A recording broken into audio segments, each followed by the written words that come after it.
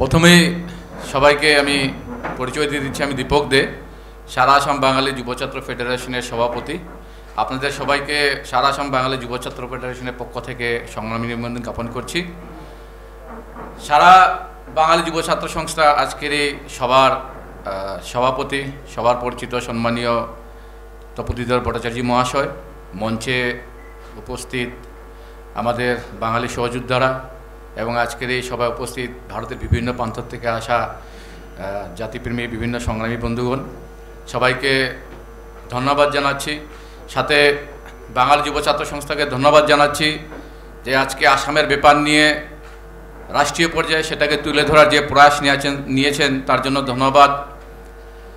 আজকে এনআরসি যদিও আসামে হচ্ছে, আজকে সারা ভারতবাসী জানতে পেরেছেন যে কীভাবে এনআরসি বা বিভিন্ন পর্যায়ে নিয়ে আসামে বাঙালিদের উপর অত্যাচার চলছে। আমি শুধু বাঙালি শব্দটাই বলবো, যদিও হিন্দু মুসলিম বিভিন্ন পর্যায়ের কথাগুলি আসে, তো আমি বাঙালি নিয়ে বলবো, তার জন্যই বলবো কারণ হিন্দু বা মুসলিম নিয়ে যে কনসেপ্টটা আমাদের মধ্যে ঢুকিয়ে দিচ্ছে সেটা থেকে আমাদের বের হয়ে আসতে হবে।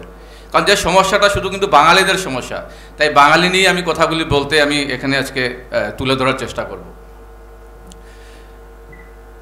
আজকে বিভিন্ন পর্যায়ে আসামে বাংলাভাষীদেরকে হেনস্থা করার একটা প্রক্রিয়া চালানো হচ্ছে। আমার পূর্বে চন্দন চ্যাটার্জি মহাশয় বলেছেন যে 1947 সাল থেকে কীভাবে পর্যায়ক্রমে সেই প্রক্রিয়াটা চলছে। বর্তমান পর্যন্ত একটাই বিভিন্ন কামকাজ যখন আসামে চলে তার একটাই উদ্দেশ্য থাকে যে কীভাবে বাঙালিদেরকে টার্গেট করে সেই কামটা সমাপ্ত করা যায়।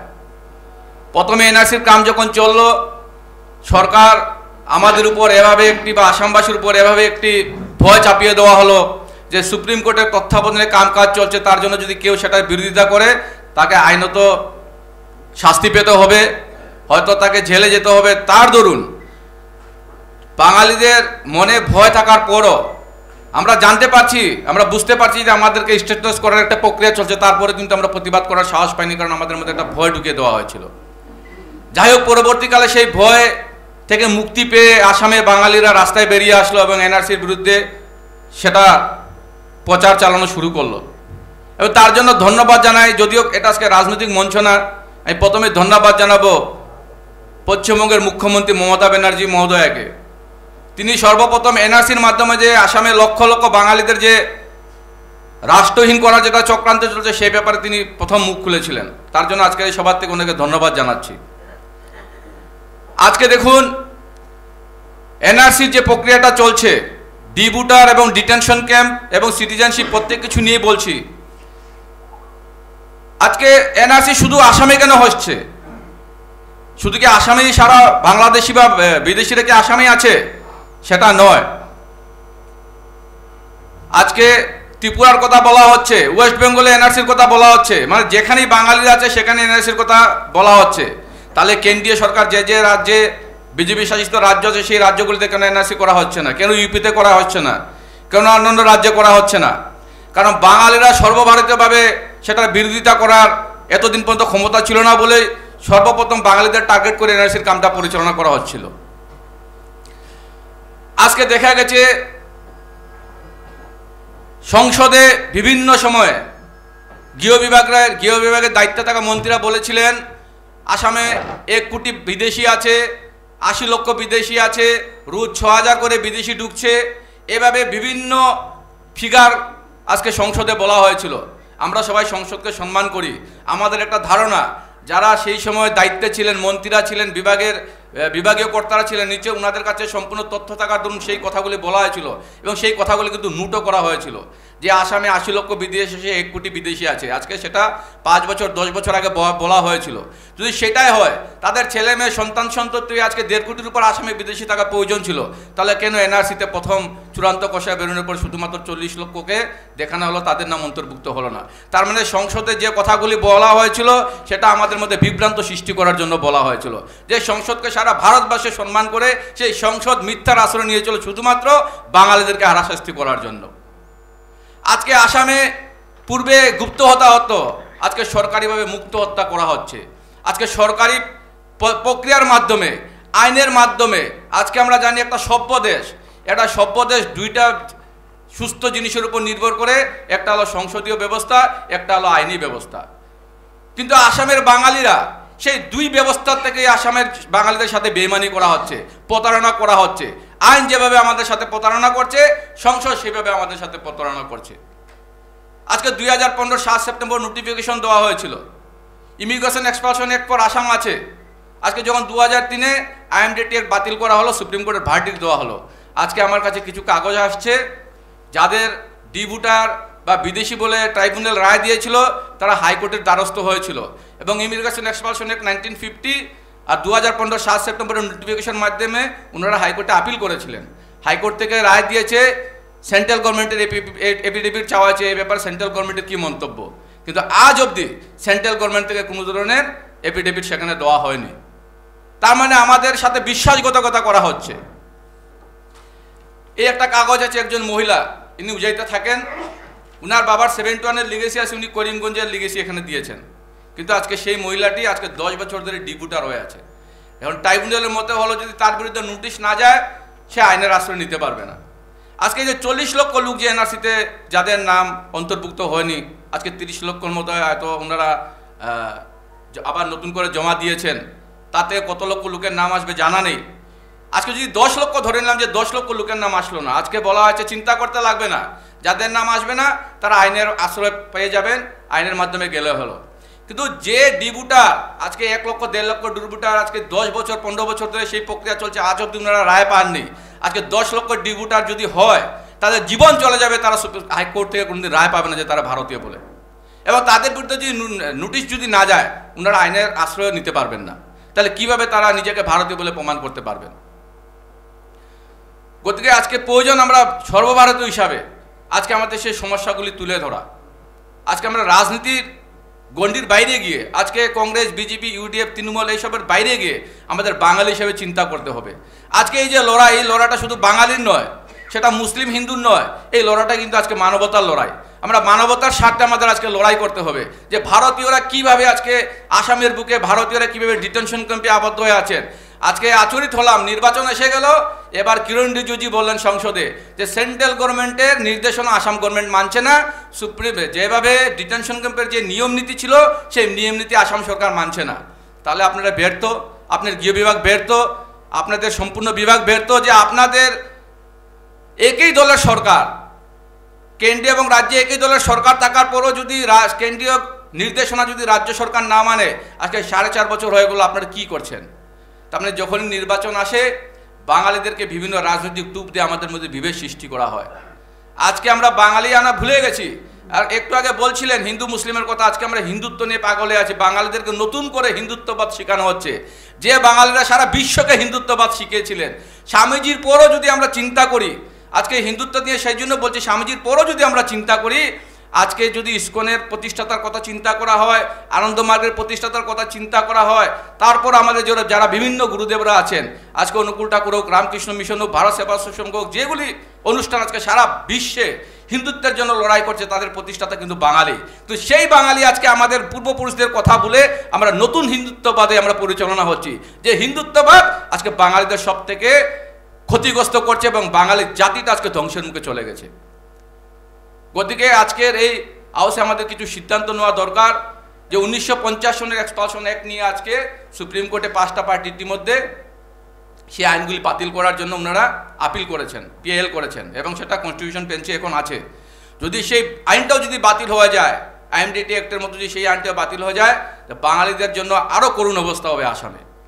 তারপর নতুন করে ভূমিনীতি আইনের একটা প্রক্রিয়া চলছে আসামে, যাদের 1951 সনের এনআরসিতে যাদের নাম থাকবে, তাদের ছেলে মেয়ে সন্তান সন্ততিরা মাটি কিনা বেচার অধিকার পাবেন, মাটির নামজারির অধিকার পাবেন। এই যে আইনগতভাবে যে আমাদের হত্যা করা হচ্ছে, আইনগতভাবে যে প্রত্যেক বাঙালি যে ধর্ষণ করা হচ্ছে, সেই ব্যাপারে সারা ভারতব্যাপী আমাদের আন্দোলন হওয়া প্রয়োজন আছে। আজকে কেন আমাদের লোকেরা সুইসাইড করছে? আজকে বলা আছে সুপ্রিম কোর্ট, আজকে তাহলে যে লোকগুলি সুইসাইড করেছে, যাদের প্রকৃত ভারতীয় হওয়ার পরও যাদের নাম আজকে এনআরসিতে আসেনি, যারা সেই চিন্তায় আত্মহত্যা করতে হচ্ছে, তাদের দায়ভারটা কারা নেবে? আজকে কি আসামের যে কোঅর্ডিনেটর আছে এনআরসি উনি নেবেন, আসাম সরকার নেবে, কেন্দ্রীয় সরকার নেবে, নাকি সুপ্রিম কোর্ট নেবে? আজকে বলা হচ্ছে সুপ্রিম কোর্টের বিরুদ্ধে আমরা কথা বলতে পারবো না, কিন্তু আপনারা জানেন আজকে যিনি চিফ জাস্টিস আছেন, পূর্বের যিনি চিফ জাস্টিস ছিলেন, তার বিরুদ্ধে কিন্তু ওনারা বিশ্বাসভঙ্গের অভিযোগ এনে ওনারা প্রেস মিট করেছিলেন। আজকে যদি জাস্টিস যারা আছে ওদের যদি চিফ জাস্টিসের উপর বিশ্বাস না থাকে, ওরা যদি তাদের বিরুদ্ধে যদি মহাঅভিযোগ বিশ্বাসভঙ্গের অভিযোগ আনতে পারে, তাহলে আমরা তো সাধারণ মানুষ, আমরা ভারতীয়, আজকে আমরা ডিপ্রাইভ হচ্ছি, আমাদেরকে বিদেশি সাজানো হচ্ছে, তাহলে কেন আমরা সেটা বিরোধিতা করব না? আমরা এনআরসির বিরুদ্ধে নয়, কিন্তু আমরা চাইছি যে একজনের জন্য ভারতীয় এনআরসির থেকে যেন বাইরে না থাকে, একজনের জন্য ভারতীয় নাম এনআরসির বাইরে না থাকে, ওনাকে যেন রাষ্ট্রহীন করা না হয়, তার জন্য আমরা সেই বিরোধিতাগুলি করছি। আজকে আসামে এভাবে একটা প্রক্রিয়া চলছে। আজকে বলেছেন চন্দন চ্যাটার্জি মহাশয় যে একজন অ্যাডভোকেটকে কিভাবে মেম্বার করে দেওয়া হলো। আজকে আপনারা জানেন সেই মেম্বারগুলি কন্ট্যাক্ট বেসিস ওনাদেরকে দায়িত্ব দেওয়া হয়েছে, 6 মাস 3 মাস 1 বছর এভাবে ওনাদের দায়িত্ব দেওয়া হয়। কিছুদিন পূর্বে 19 জন মেম্বারকে সাসপেন্ড করা হয়েছিল। কিসের জন্য করা হয়েছিল? যে সেই 19 জন মেম্বারের কোর্টে সব থেকে কম সংখ্যক বিদেশি চিহ্নিত করা হয়েছে। তার মানে আমাদের মুখ্যমন্ত্রী বলেছেন, সেটা আমাদের এখানে আজকে একজন এমএলএ আছেন কমলাক্ষ দেবপুরকাশ, উনি সেটা বিধানসভায় প্রশ্ন তুলেছিলেন, একজন মুখ্যমন্ত্রী কিভাবে মেম্বারদেরকে গাইডলাইন দিচ্ছেন, কিভাবে অর্ডার দিচ্ছেন। যদি যে কোর্টে সব থেকে কম সংখ্যক বিদেশি চিহ্নিত করা হয় সেই মেম্বারকে সাসপেন্ড করা হয়েছে।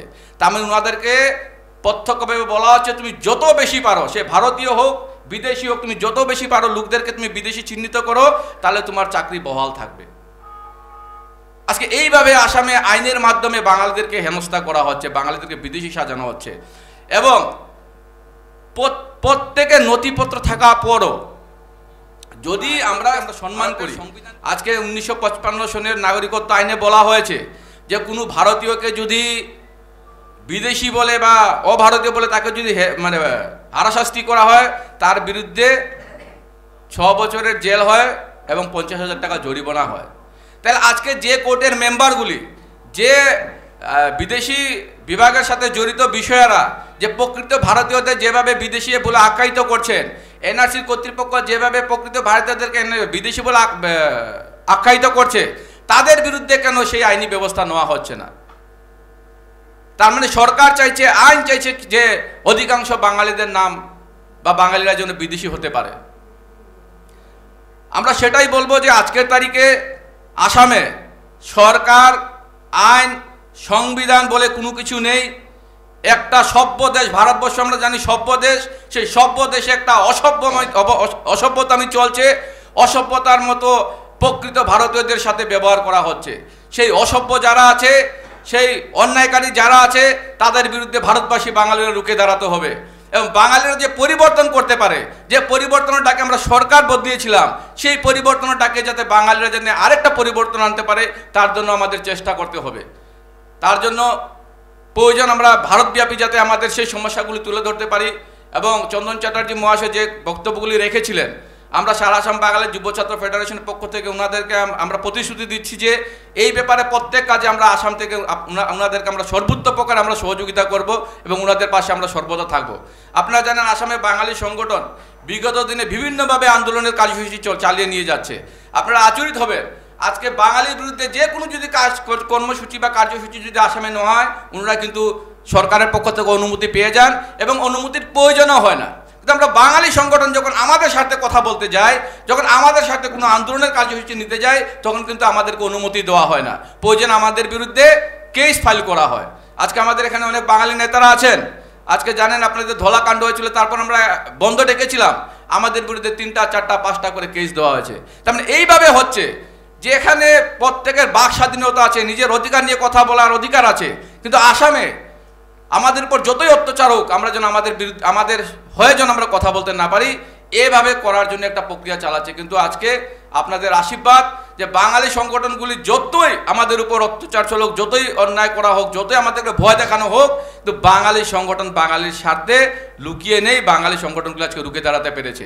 এবং আসামের বুকে কিছু আমাদের বিশিষ্ট ব্যক্তিরা আছেন, বুদ্ধিজীবীরা আছেন, আজকে তপোদেব ভট্টাচার্যের মতো ব্যক্তিরা আমাদেরকে উৎসাহ দিয়ে যাচ্ছেন, যাদের অনুপ্রেরণায়, যাদের সহযোগিতায়, যাদের আশীর্বাদে আজকে বাঙালি সংগঠনগুলি আসামের বুকে দাঁড়াতে পেরেছে। এত অন্যায়ের পর সরকার পক্ষ, আইনি পক্ষ, প্রশাসন পক্ষ থেকে এত অন্যায়ের পরও কিন্তু আজকে বাঙালি সংগঠনগুলো রুখে দাঁড়িয়েছে।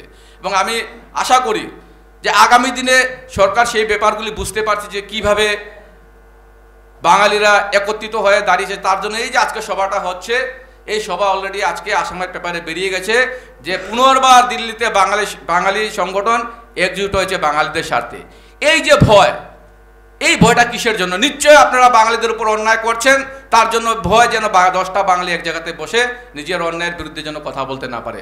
যদি আসাম সরকার সৎ থাকতো, আসামের মিডিয়া যদি সৎ থাকতো, তাহলে নিশ্চয়ই ওনারা এভাবে প্রচার করতেন না। আর একটা ব্যাপারে আমাদের বিশেষভাবে দৃষ্টি দেওয়া দরকার যে আসামের মিডিয়া যেভাবে অসমীয়া বাঙালি বিভিন্ন ভাষাভাষীর মধ্যে সংঘাত লাগানোর চেষ্টা করছে, সেই ব্যাপারে আমরা একটি পদক্ষেপ নেওয়া দরকার আছে। কারণ ওনারা একদম আসামের মিডিয়া ওনারা মানে একদম মিডিয়াকে উলঙ্গ করে দিয়েছেন যে কিভাবে অসমীয়া এবং বাঙালির মধ্যে সংঘাত লাগানো যায়। আপনারা জানেন কিছু কিছু উগ্রপন্থী সংগঠনের নেতারা আছেন যারা মানে সারেন্ডার করে আছেন, সরকারের সাথে আলোচনার সাথে আছেন। আজকে ওনারা যে ভারত সরকারের সাথে চুক্তি করেছিলেন, সেই চুক্তির 4 নম্বর দফাতে লেখা ছিল যে ওনারা কোনো রাজহুয়া স্থানে বক্তব্য রাখতে পারবেন না, ওনারা কোনো মিডিয়াতে গিয়ে বক্তব্য রাখতে পারবেন না, ওনারা এভাবে কোনো বক্তব্য রাখতে পারবেন না যে বক্তব্যের মাধ্যমে বিভেদের সৃষ্টি হয়। তা সত্ত্বে কিন্তু আসামটা একটা মানে আলাদা রাজ্য হিসাবে গৃহীত হয়েছে। কারণ আসামে প্রত্যেক উগ্রপন্থী সংগঠনের নেতারা মিডিয়াতে বসে বাঙালির জাতিকে, বাঙালির অস্তিত্বকে, বাঙালির স্বাভিমানকে যে কোনো সময় ওনারা কুঠাঘাত করতে পারেন। ওনারা বাঙালিদের বিরুদ্ধে মুক্তভাবে অস্ত্র তোলার হুঙ্কার দিতে পারেন, বাঙালিদের ঘরে ঘরে গিয়ে হত্যা করার মতো ওনারা মিডিয়া হাউসে বলতে পারেন, কিন্তু তাদের বিরুদ্ধে আসামে কোনো ব্যবস্থা নেওয়া হয় না। আমরা যখন কোনো একটা কথা বলি তখনই আমাদের বিরুদ্ধে ব্যবস্থা নেওয়া হয়। আসামের উগ্রপন্থী সংগঠনের নেতারা মুক্ত মঞ্চে বলতে পারেন যে আমাদেরকে যেখানে পাবেন সেখানে গুলি করবে, মারবেন, কিন্তু তার বিরুদ্ধে ব্যবস্থা নেওয়া হয় না। গতিকে এই ধরনের মিডিয়া যেটা গণতন্ত্রের চতুর্থ স্তম্ভ বলে আমরা ভাবি, সেই চতুর্থ স্তম্ভ যেভাবে আসামে বিভেদ লাগানোর চেষ্টা করছে, তার বিরুদ্ধে আমাদের একটি পদক্ষেপ নেওয়া প্রয়োজন।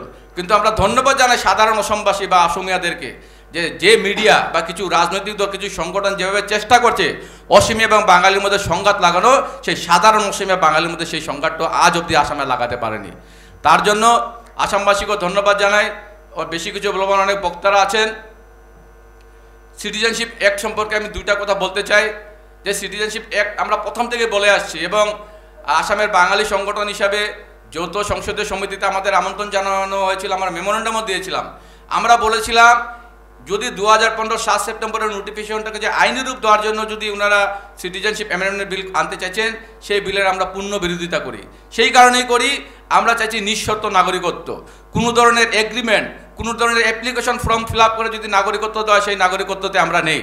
কারণ আমরা অখণ্ড ভারতের নাগরিক, জন্মসূত্রে আমাদের নাগরিকত্ব পাওয়ার আমাদের অধিকার আছে। তার জন্য আমরা সেটা বলেছিলাম। আজকে আমরা দেখেছি গৃহ বিভাগ, আইন বিভাগ সেই নাগরিকত্ব বিলের বিরোধিতা করে যাচ্ছে, কারণ সেখানে এমন কিছু বক্তব্য রাখা হয়েছে যে বক্তব্য নিয়ে যদি নাগরিকত্ব সংশোধনী বিল পাস করা হয়, সেটা সুপ্রিম কোর্টে কখনো টিকতে পারবে না।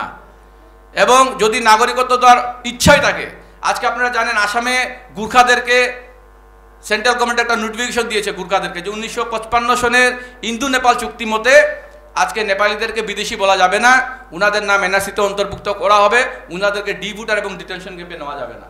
আজকে যদি 1955 সনকে যদি 1955 সনের যদি ইন্দো নেপাল চুক্তি মধ্যে যদি সেটা হতে পারে, তার ইন্দিরা মুজিব চুক্তি, নেহরু লিওকা চুক্তি, ইমিগ্রেশন সব ছেড়েও যদি 2003-এর সুপ্রিম কোর্টের ভার্ডিক্ট যদি থাকে যে immigration expulsion act for Assam 1950, সেই আইনের মাধ্যমে কোনো বাঙালিদেরকে আসামে নাগরিকত্ব দেওয়া হলো না।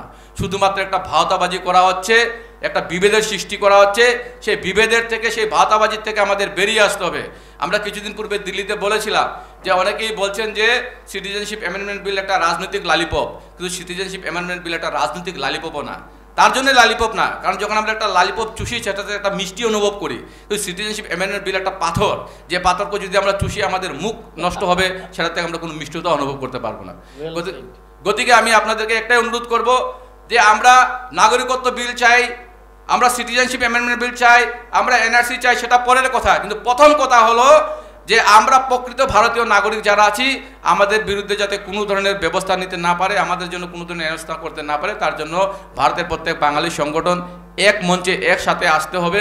আমাদের সব রাজনৈতিক দ্বন্দ্ব বিভেদ সব কিছু ভুলে এই যে সময়টুকু আমরা শুধু এই সময়টুকু যাতে আমরা বাঙালি হিসেবে বেঁচে থাকতে পারি, এনআরসি হয়ে যাওয়ার পর, সিটিজেনশিপ অ্যামেন্ডমেন্ট বিল হয়ে যাওয়ার পর আমরা সবাই কংগ্রেস, বিজেপি, এজিপি, সিপিএম, বিভিন্ন ভাষাভাষী বা ওয়েস্ট বেঙ্গল, দিল্লি, আসাম বাঙালি হিসেবে আমরা আমাদের মধ্যে আবার আমরা নিজে নিজে রাস্তায় চলে যাব, কিন্তু এই মুহূর্তটুকু যেন আমরা বাঙালি হিসাবে যেন বেঁচে থাকতে পারি, তার জন্য আপনাদের সবাইকে ধন্যবাদ আহ্বান জানাচ্ছি।